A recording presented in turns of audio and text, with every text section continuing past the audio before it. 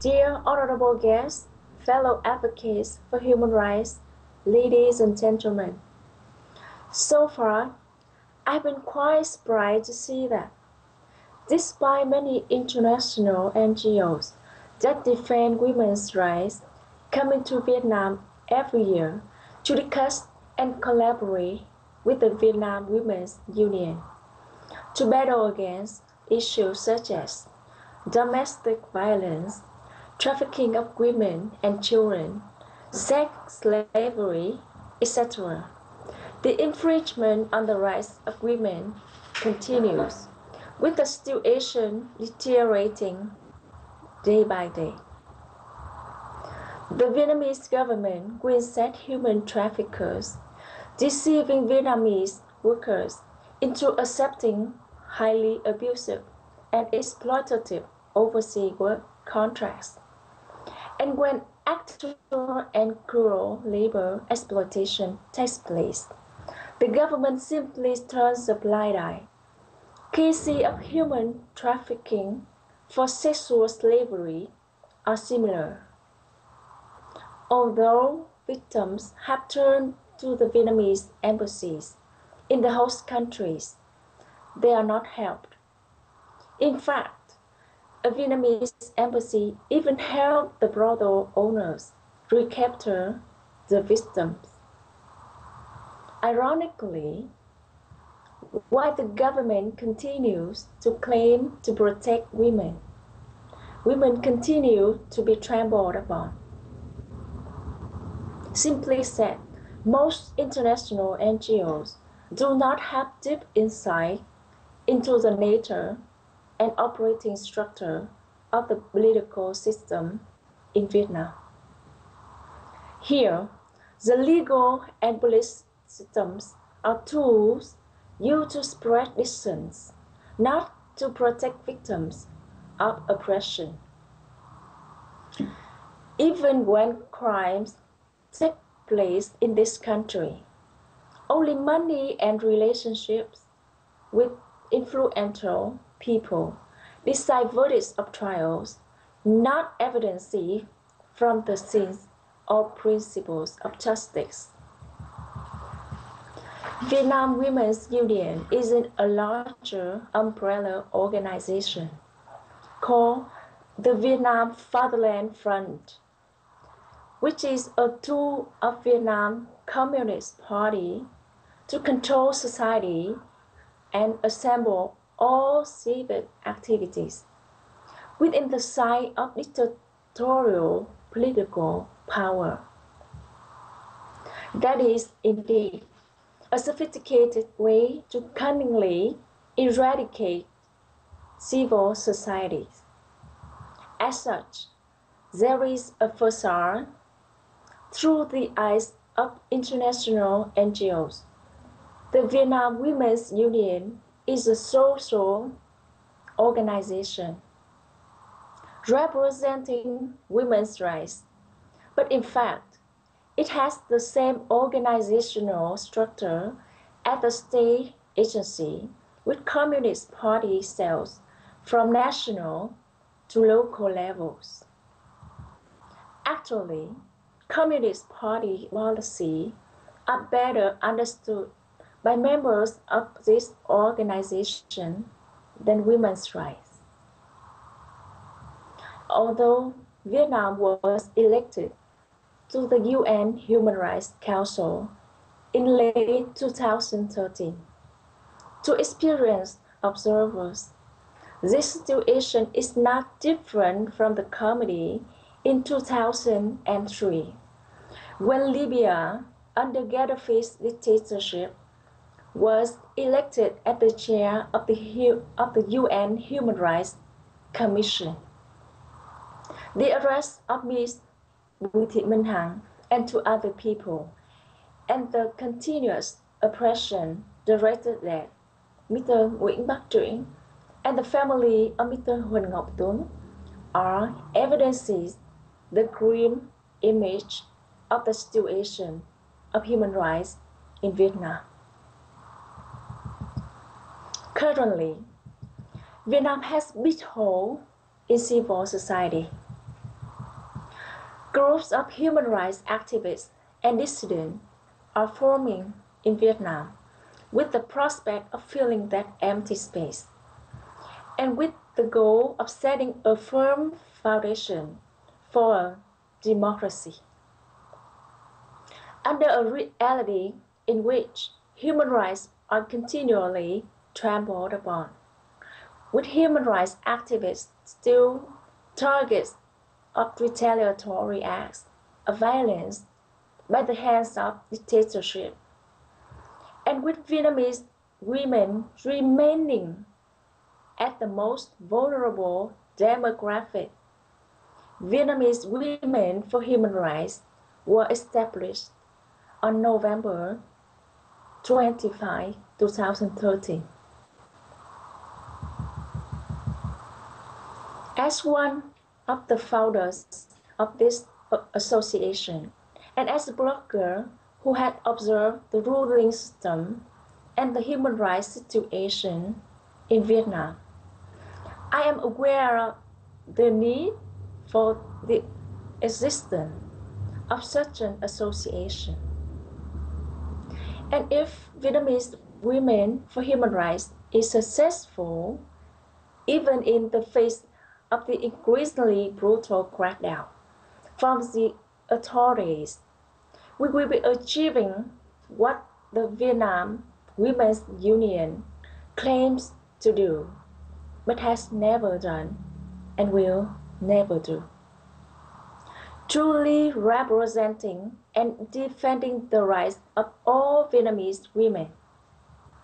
We believe that the establishment of Vietnamese Women for Human Rights was really needed to independently, fairly, and without profit represent women that have been, are, and will be violated their human rights.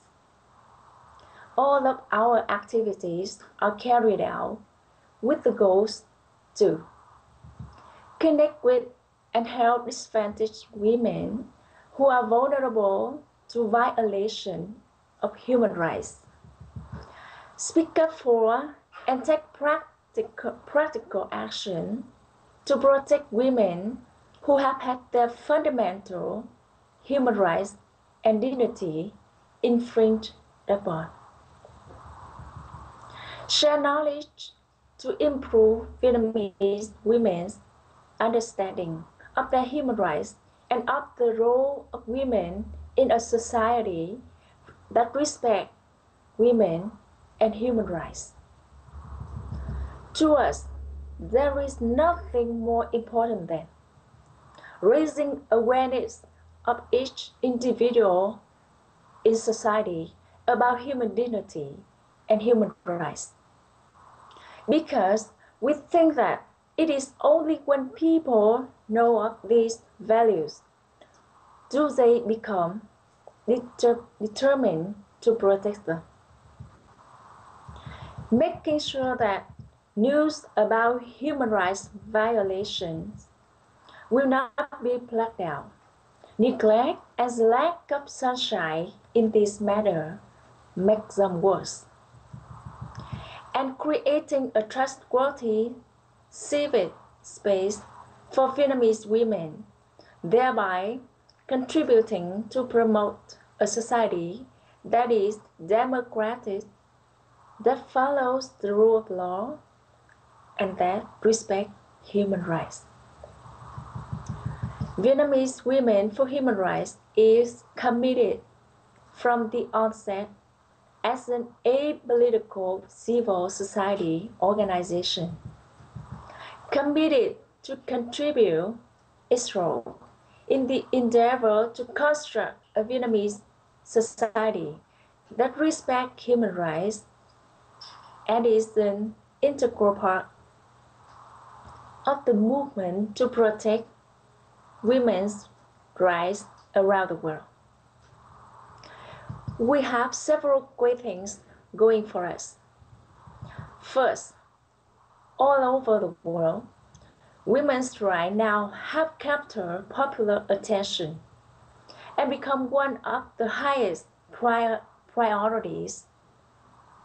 The overwhelming support we receive from Vietnamese all over the country and the world, and from other human rights activists, reflects these priorities. Secondly, women always suffer much more disadvantages than men due to social circumstances and the Vietnamese culture. So, when we came out at the right time to answer a cry in need, we have a good reputation among the community of human rights activists. Thus, we hope that we will be able to recruit more members, remain operational for a long time, and contribute to changing the course of our country's history for the better. However, it is not that there are no difficulties. First, we have been victims of a smear campaign from a state team of public opinion shapers that we are a satellite of an overseas political party that is considered a terrorist organization by the state of Vietnam. Secondly, using our public membership list, local security forces come to our members' home and threaten them to leave the group. The regime fears the assembly of human rights activists into an organization. The greater this fear, the more they target and viciously oppress, especially the members of the board of directors who are monitored regularly. Finally, it is very cracked down by the state that creates another challenge for us. For being afraid of the governmental harassment, many of our members hesitate to gather and participate in our public activities. We have been in operation for only a few months. However, we have some considerable experiences to share with activists who are trying to connect into a civil association.